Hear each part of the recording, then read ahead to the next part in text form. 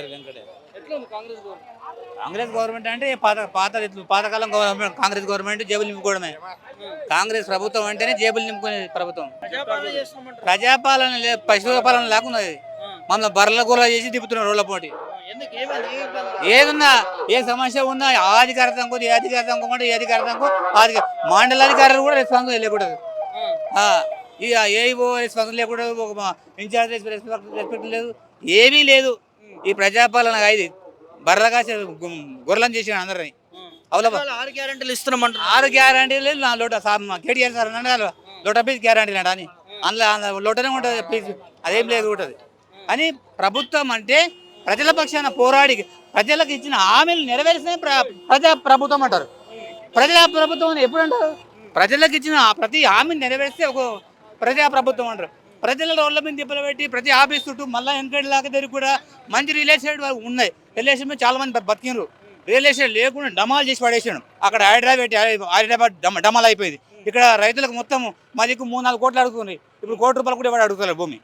ఈ పుణ్యాత్మ వచ్చినాక ఏమంటారు కదా, సమస్య కదా, పుణ్యాత్మ వస్తే అయిందంట అని. అట్లా రేవంత్ రెడ్డి ప్రభుత్వం ఉన్నారు. ఇప్పటికైనా రేవంత్ రెడ్డి గారు మంచి ప్రజాపాలన చేయాలనుకుంటే ఈ పాలన కాదు, టైం టు టైం పెన్షన్ వేయాలి, టైం టు టైం. రైతులందరూ ముఖ్యంగా రైతే వెన్నుదని అంటాడు కదా, రైతు పాలన, రైతు ప్రభుత్వం, రైతు నాది, రైతు బిడ్డను, నేను రైతుకును గట్టి అమ్ముకుంటా అమరుకుంటా నేను అని పొట్టి ఉన్న ఇంత పొడివే కుడతాడు. కానీ నేను ఒక రైతు బిడ్డ చెప్తున్నా, అసలు కనీసం ఒక రైతుల పట్ల అవగాహన సంవత్సరం సంది ఏం చేస్తున్నాం?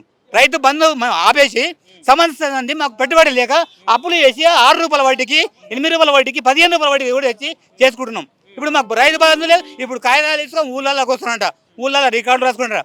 మన కులగణన ఏం చేసావు సార్? నువ్వు చేపించినావు కదా మొత్తం కులగణన మొత్తంలో నా డీటెయిల్స్ మొత్తం, నా ఆధార్ కార్డు, నా భార్య ఆధార్ కార్డు, నా కొడుకు, నా బిడ్డది, నాది, ప్రతి ఒక్కరిది ఆధార్ కార్డు, నా భూమి ఎంత ఉంది, నాకు ఇల్లు ఎంత ఉంది, మొత్తం సర్వే చేసుకున్నాం. మళ్ళీ ఇప్పుడు మా రికార్డు కావాలంటావు. ఇక ఈ ప్రతి రికార్డుకు పోతే ప్రతి భూమికి సర్వే చేస్తే ఇస్తాంటాం. మేము చదువుకొని సన్యాసమైన అంటే మా పిల్లలు కూడా సన్యాసం ఉన్నారు. కానీ ప్రజాపాలన అంటే ఇది కాదు. ఒక ముఖ్యమంత్రి గౌరవిస్తాం, అభిమానిస్తాం, మీ అభిమానులు మేము కూడా. కానీ నీ చేసే పాలన మాత్రము ఏటీఎంతో ఇక్కడ పెడితే అక్కడ పెడితే ఇక్కడ చెప్పే మాటలకు చేసే పాలనకు పొంతన లేని ప్రభుత్వంగా మారుతున్నారు. ఇప్పటికైనా రైతుల ఆవేదన బాధతో చెప్తున్న విషయం ఇది. ప్రతి ఒక్క రైతు బాధతో ఉన్నాడు. మాకు రైతు బంధు పడతలేదు, మా అక్క చెల్లెలకు 2000 దాడిస్తున్నాడు, అది లేదు, గ్యాస్ సిలిండర్ వేస్తున్నా అంటున్నాడు. నాకు అసలు ఒకసారి అసలు రాలే. ప్రతి మహిళలు కోపంగా ఉన్నారు. అసలు వ్యతిరేకత ఎత్తుకోకుండా మంచి ప్రభుత్వం చేస్తే నేను ఎవరంటారు? రైతులకి 2 లక్షలు రుణమాఫీ చేసేసినాం, రైతు భరోసా కూడా 12,000 ఇస్తాము, బోనస్ కూడా 500 ఇచ్చామని అన్న. రుణమాఫీ వెంబడే కేసీఆర్ చేసిండు కదా ₹1,00,000, మళ్ళీ తెచ్చుకోమని చెప్పి ప్రతి ఒక్క రైతు తెచ్చిండ్రు. అవి ఎంతవరకు చేసిన అనేది బ్యాంకులకు తెలుసు, ఆ రేవంత్ రెడ్డి గారికి తెలుసు. మాకైతే చాలా మందికి రైతు రుణమాఫీ కాలే. మాకన ఆ 20-30 వేలకి ఎవరు అయినాయి, కానీ చాలా మంది కాలేవు అసలు అని ఆవేదన. బ్యాంక్ కాడ చూస్తున్నాం కదా, బ్యాంకులలో చూస్తున్నాము. ఆ బ్యాంకులలో కూడా పోతే కూడా కాలేవు అయితే ఏమంటే కొంతమందిని బెదిరిస్తున్నారు కూడా. మరి ఇక్కడ తెలంగాణలోనేమో ఇంప్లిమెంట్ కాలేదని మీరు చెప్తా ఉన్నారు. ముఖ్యమంత్రి ఏమో ఢిల్లీకి పోయి తెలంగాణలో 6 గ్యారెంటీలు అమలు చేసిన ముఖ్యమంత్రి మహారాష్ట్రకు పోయి 6 గ్యారెంటీలు అమలు చేసినంటేనే ఆడ ఏం చేసినావో ఏమైందో తెలుసు మనకు.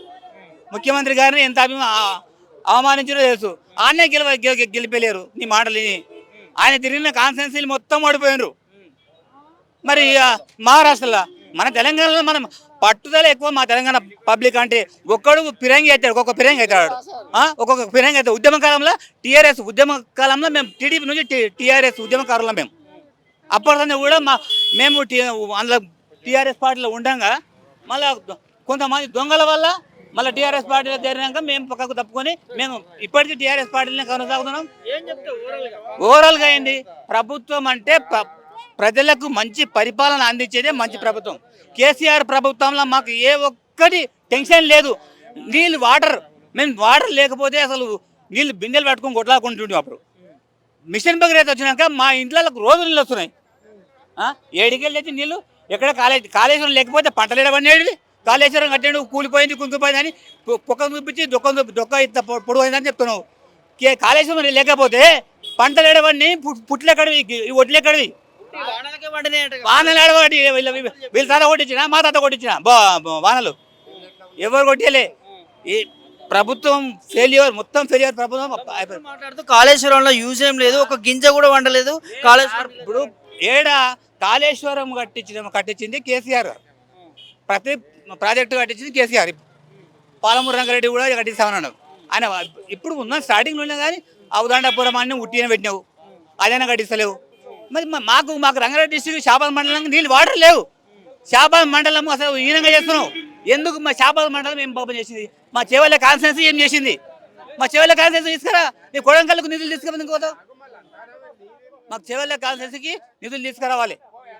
నీ ప్రజాపాలన అంటే అది. నేను అప్రిషియేట్ చేస్తాం, నేను కూడా మెచ్చుకోవడం. నువ్వు ప్రజల మెప్పు పొందుతావు. అనవసరంగా ఉద్యమకారులు అంటే అప్పుడు ఉద్యమం అయింది, అయిపోయింది, తెలంగాణ వచ్చింది.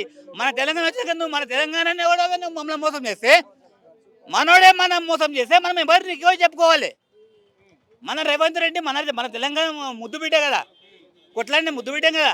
మన తెలంగాణ ముఖ్యమంత్రి అయి ఉండి కూడా ఆంధ్రలో ఉన్నప్పుడు ముసలు అంటారు, ఆంధ్రలో ఉన్నప్పుడన్నా ఈ రైతులకు మంచిగా ఉండే, అప్పుడన్నా రాజశేఖర రెడ్డి మంచిగా చేసిండు. కానీ మన రేవంత్ రెడ్డి వచ్చి మనకి ఇట్లా చేస్తున్నామని కొంతమంది అంటుంటే మేము మా ఫ్రెండ్ చూస్తున్నాం, మా దోస్తులు అంతా. కానీ వ్యతిరేకత మీద తెచ్చుకోకు, మంచి పాలన చేయి, ప్రజలకు భరోసా రావాలి. అందరికీ 15,000 బరాబర్ 15,000 ఇవ్వాల్సిందే.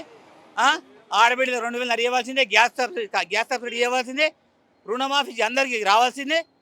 మేము నేను ఇంత డబ్బులు ఇవ్వమంటలేం, పబ్లిక్ సొత్తు, మా సొత్తు, మా రైతుల కష్టపడ్డ చెమట సొత్తు మాది, మా సొత్తు మాకు కావాలంటున్నాం.